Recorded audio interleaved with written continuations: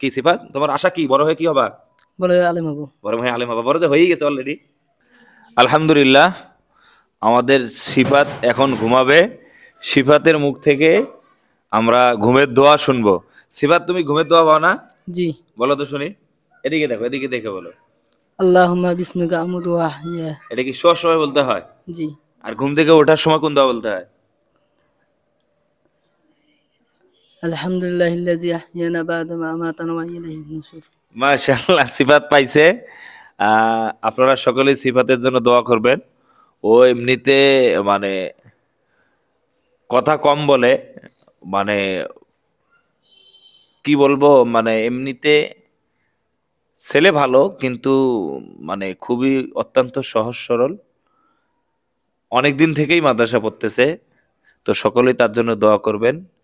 সে একটু বাক প্রতিবন্ধীর মতোই, অনেক সময় দেখা যায় যে ওর মানে চালচলন এবং কথাবার্তা একদম মানে চুপচাপ হয়ে থাকে। তো আলহামদুলিল্লাহ, তারপরও মাদ্রাসায় আছে, সকলে তার জন্য দোয়া করবেন। আল্লাহ তাআলা যেন সিফাতকে কবুল করে। কি সিফাত, তোমার আশা কি? বড় হয়ে কি হবা? বলে আলেম হবো। বড় হয়ে আলেম হবা। বড় যে হয়েই গেছে অলরেডি। হ্যাঁ, আলেম না হওয়া পর্যন্ত কি পড়ালেখা বাদ দিবা? না। বাদ দিবে না, না? না। মাশাআল্লাহ।